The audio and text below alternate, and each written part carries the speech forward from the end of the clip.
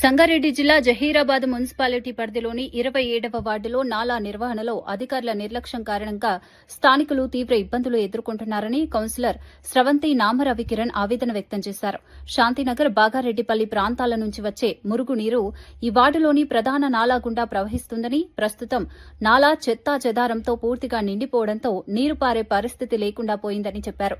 ప్రతి ఏడాది వేసవి కాలంలో ముందస్తు చర్యల్లో భాగంగా నాలాలను శుభ్రం చేసేవారని, అయితే ఈసారి మున్సిపల్ ఇరిగేషన్ అధికారులు ఎలాంటి చర్యలు చేపట్టలేదని ఆరోపించారు.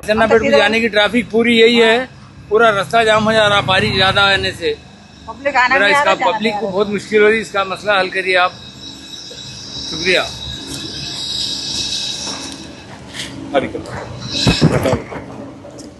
చూడండి, ప్రజలు ఇంతసేపు చెప్పిన మాటలు వినండి, వాళ్ళ ఆవేదనలు వినండి. కొంచెం ఇప్పటికైనా అధికారులు దీన్ని పట్టించుకొని శుభ్రం చేయాలని కోరుకోవడం కాదు, డిమాండ్ చేస్తున్నాను.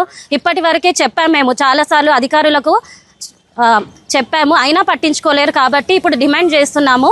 లేకపోతే ప్రజలందరం కలిసి మీ దగ్గరకు వచ్చి ధర్నాలు కూడా చేస్తాము దీన్ని శుభ్రం చేయకపోతే. ఓకే.